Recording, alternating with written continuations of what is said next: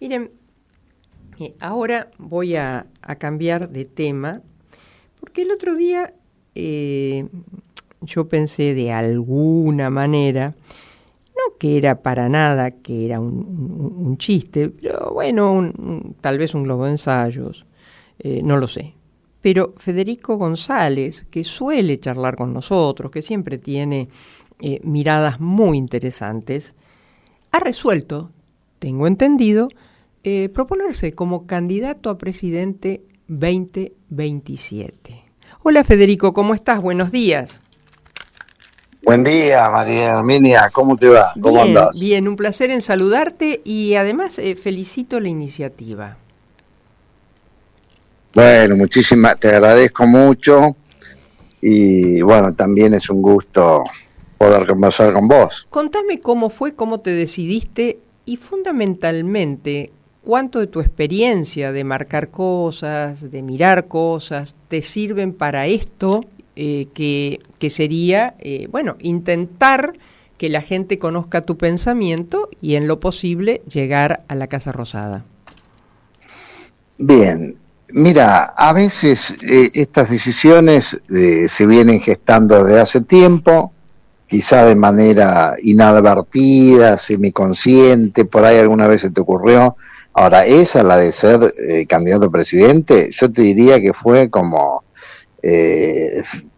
irrumpió en mi mente. Sí. Y yo te diría qué fue lo inmediato desencadenante. Lo inmediato desencadenante fue, después de las elecciones, tuve una profunda, hice un profundo clic respecto de que no quiero seguir analizando la política ni dando consejos a terceros, a terceros, sino que creo tener algo para decir y bueno, y lo tengo que decir, y si no lo digo ahora, ¿cuándo lo voy a decir? Entonces me acordé de una frase que a mí me quedó grabada, de varias, pero te digo por lo menos una o dos. La principal, un personaje de Borges dice, de lo único que un hombre nunca se arrepiente es de haber sido valiente.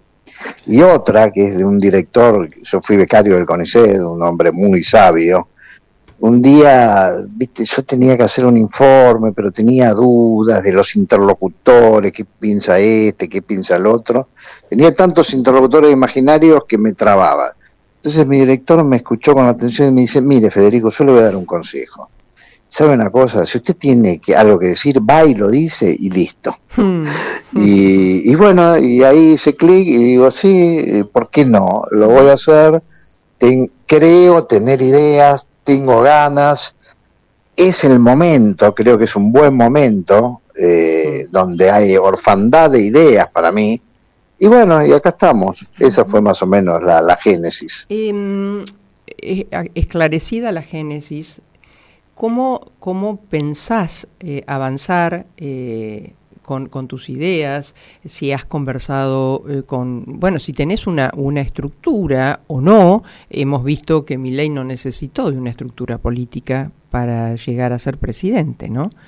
Pero bueno, ¿cómo tenés pensado vos este camino que tampoco es tan largo al 2027?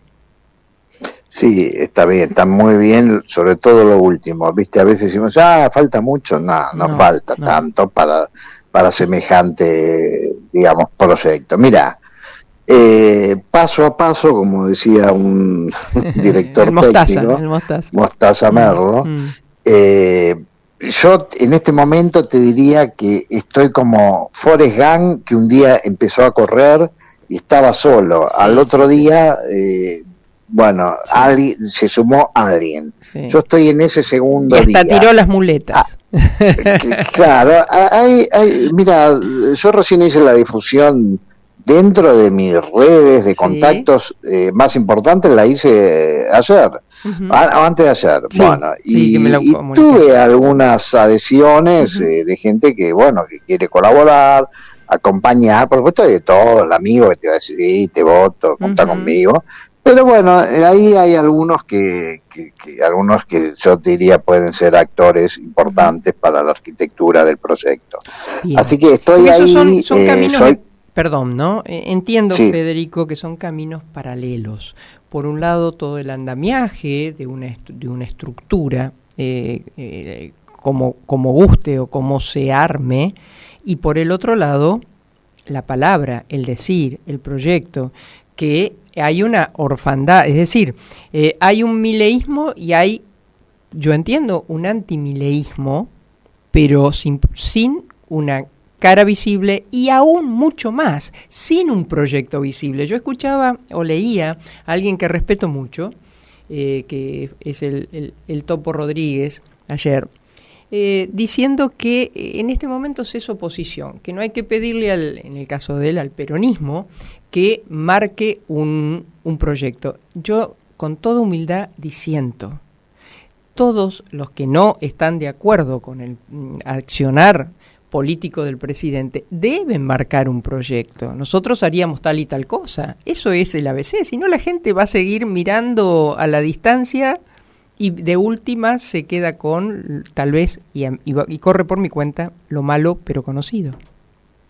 Totalmente de acuerdo. Mira, yo tengo un proyecto, lo voy a ir expresando poco a poco, porque bueno, el proyecto lo tengo. Lo que pasa es que una cosa es tener un proyecto y otra cosa es tener el desagregado. Yo ahora estoy escribiendo un libro que espero publicar más o menos hacia inicios, mediados de marzo, que son las 100 propuestas. Y, viste, yo cuando me pongo a pensar, siempre pienso cosas concretas, más allá de que piense en las grandes ideas.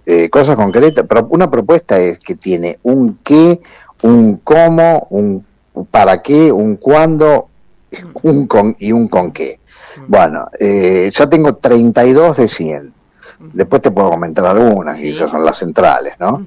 Entonces, lo de los caminos paralelos, sí, por un lado hay que hacer el armado, sí, pero por otro lado hay que difundir una idea, que es un proyecto.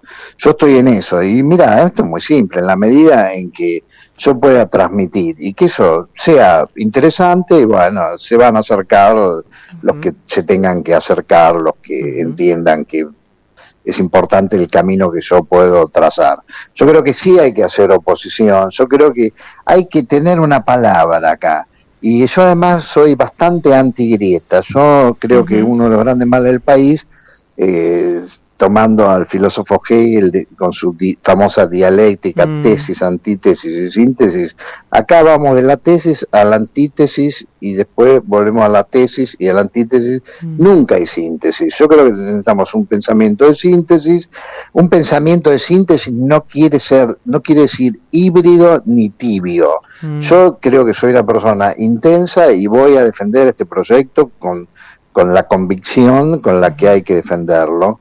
Pero por ejemplo, Federico, desde el punto de vista... Sí, perdón. ¿Cómo? No, perdón, te iba a decir algo, pero sí, no, sí, dale.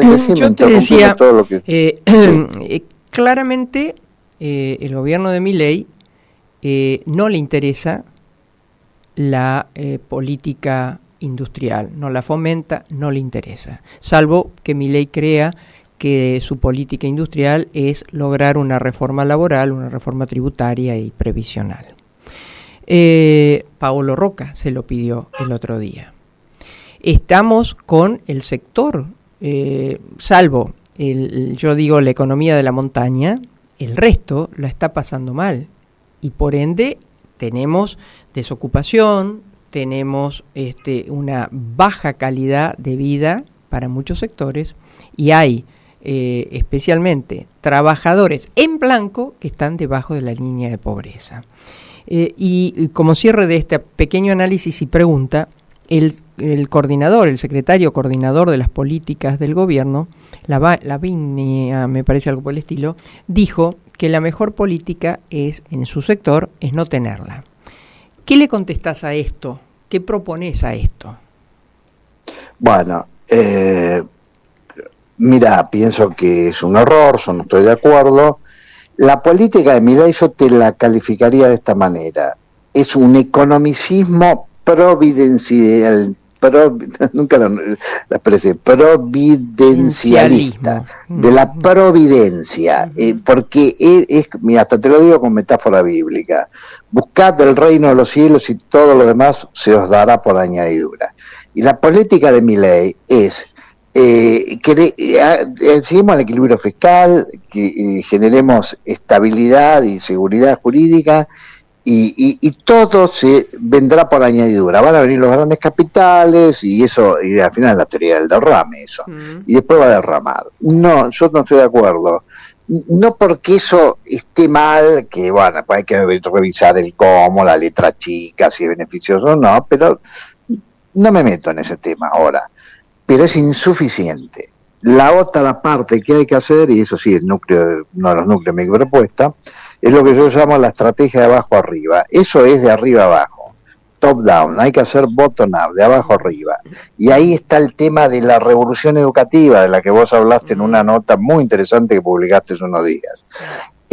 Mira, yo creo que hay que apalancar, como decía Arquímedes, darme un punto de apoyo en el universo y moveré el mundo, principio de palanca. Hay que apalancar el desarrollo económico en la educación. Yo creo que hay que meter, en el buen sentido de la palabra, insuflar, estimular, fomentar, lo que metafóricamente podríamos decir el gen emprendedor argentino. Desde la escuela hay que transformar el sistema educativo en un sistema educativo que esté orientado a que esas vocaciones jóvenes que tienen que ver con emprender sean reconocidas y sean valoradas. No con excluyencia. El que tiene una vocación artística, la educación lo tiene que acompañar. Quiere tener una formación humanista o técnica o lo que fuere, y quiere ser médico, la educación tiene que ayudarlo a que cumpla su vocación.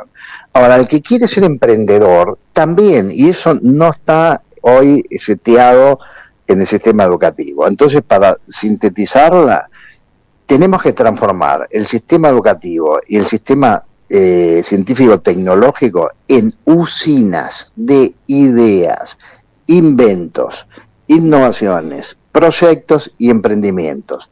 La Argentina necesita, te puedo decir cualquier cifra, después habría que decirla con más análisis, pero yo diría, por lo menos necesitamos 500.000 emprendedores.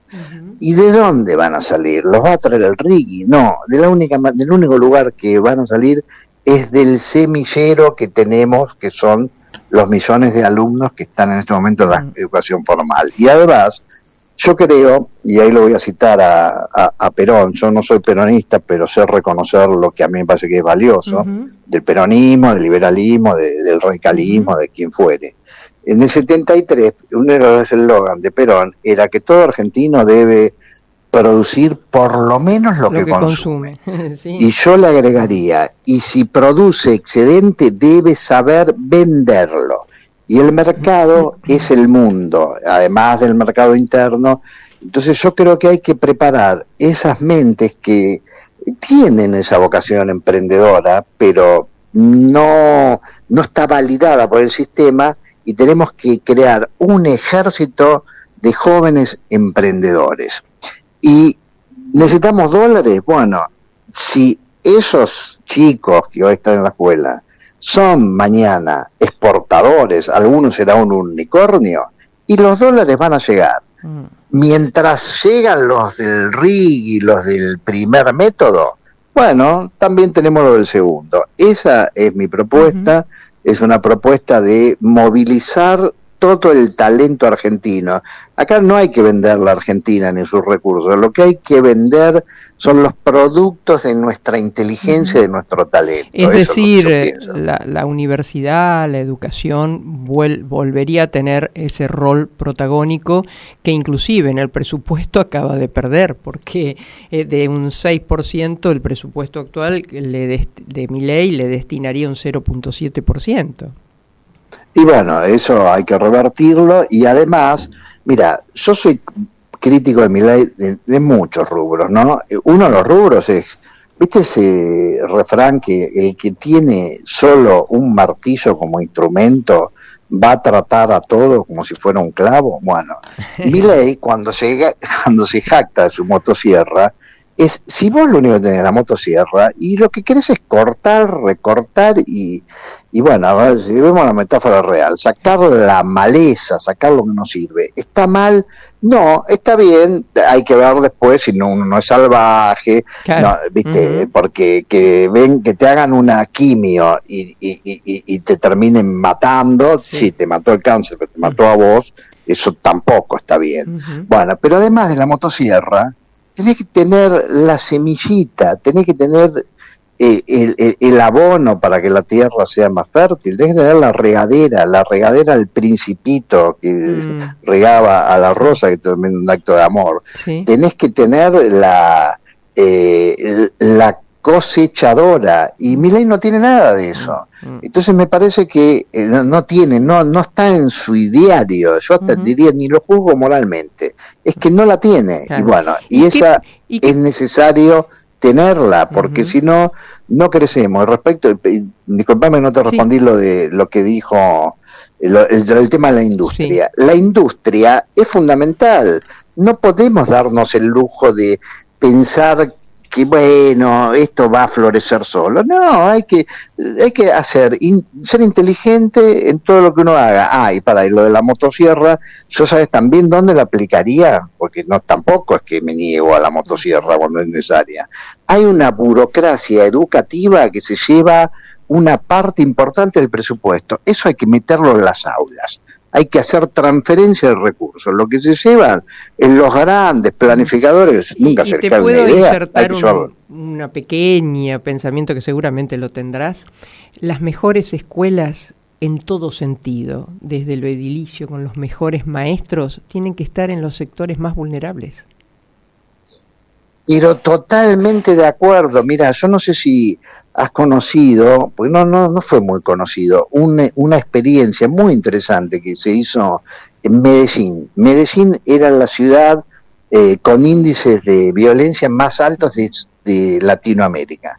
Bueno, y hubo un alcalde que creó una red de lo que se llamó parques biblioteca. Los parques de biblioteca eran como micropolos educativos y tecnológicos, y con una pata de emprendedorismo. ¿Sabes dónde los puso? En los lugares más vulnerables de la sociedad. ¿Qué le decía? No, lo van a destruir. Y él decía, no lo van a destruir, porque la gente no es tonta. Y cuando es algo que es bueno para eso, son los que más lo van a cuidar. Yo empezaría por las villas, por los lugares más vulnerables, los barrios más humildes. Sobre esto hay una experiencia acá en Rosario, tras un hecho trágico. Se trata de la familia Bertini. Ellos construyen máquinas agrarias para el agro, digamos, ¿no? Cosechadoras y demás. El nieto de don Bertini, el fundador de esta familia, italiano él, un día quisieron asaltar al hijo llegando a la casa y la ligó el nieto, al que mataron, Mariano. Bueno, tras la desesperación y demás, su papá, el papá de Mariano, trabajando, ayudando para tantos otros casos anónimos y demás, un día puso acá en el parque Urquiza, me parece que es, una biblioteca, hizo como si fuera, ¿viste? Esas casitas para los pajaritos, pero más amplia, sí, con libros. Sí. Y todavía está.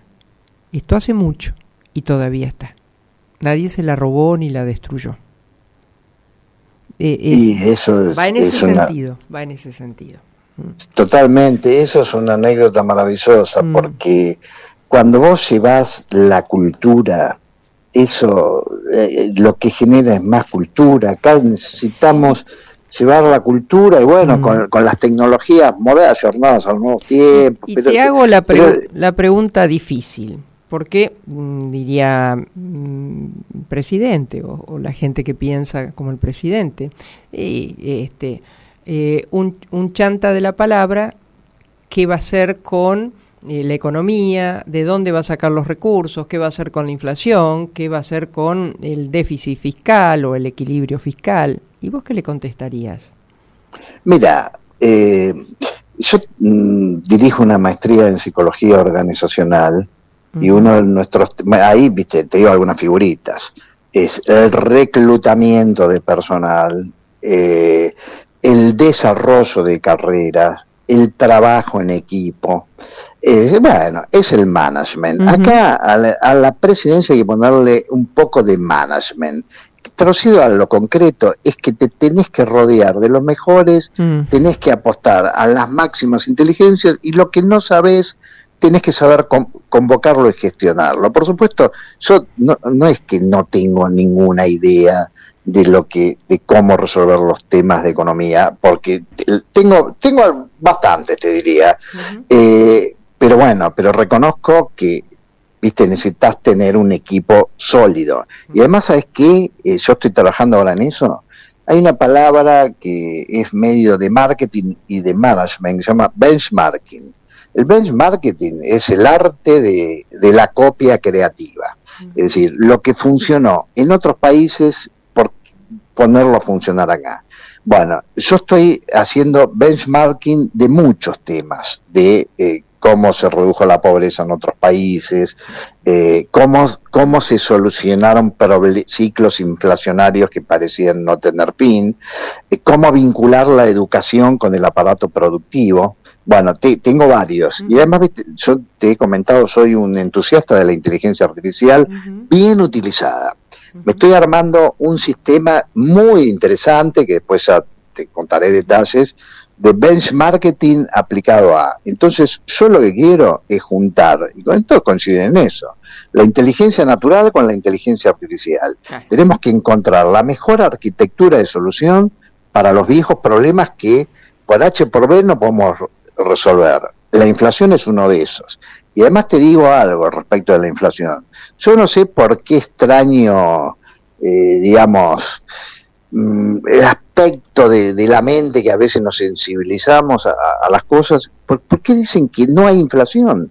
Sí, hace un año Milei en un momento dijo que la inflación ya técnicamente era cero porque era un 2, pero si le descontás el crawling pace, viste esas malabares matemáticos que él hace. Bueno, pasó un año, un poco más de un año, y ahora creo que va a ser, no sé, 2,3. Eso es altísimo, es casi de un país parecida anual. a la de Guzmán. Claro. Así que mi respuesta es, yo creo tener, tengo norte y tengo brújula, y tengo capacidad, creo yo, creo tenerla, de saber convocar a los mejores equipos, y sé delegar, pero no compro cajas negras. Claro. A mí explícame por qué eso va a funcionar y esto no, porque para mí va a funcionar esto, no lo que vos decís, demostrámelo y si tenés razón lo hacemos. Esa es mi manera de encarar los problemas. Federico, te agradezco mucho esta charla, no será por supuesto la última sobre esto, te iremos convocando a medida que vayan fluyendo tus ideas y tus propuestas, ¿no? Así que contá con nosotros. Un beso enorme y felicitaciones. Bueno, muchas gracias por tu calidez, muchas gracias por darme tu espacio y bueno, y siempre las entrevistas con vos tienen algo muy particular, que me permitís desarrollar conceptos. Para mí eso es fundamental. Porque además vos sos una pensadora y lo sabés. Yo te leo siempre y siempre aprendo algo leyéndote, así que te agradezco muchísimo. No, por favor, yo soy muy pequeñita en todo eso, soy laburante, eso sí. Gracias, Federico, muchas gracias. Te mando un cariño, chao. Federico González, ustedes lo escucharon, él es consultor, tiene una enorme formación, pero después de las elecciones dijo, ¿por qué yo asesoro a tantos que seguramente no estaría satisfecho con las respuestas y no lo intento? Bueno, lo está intentando.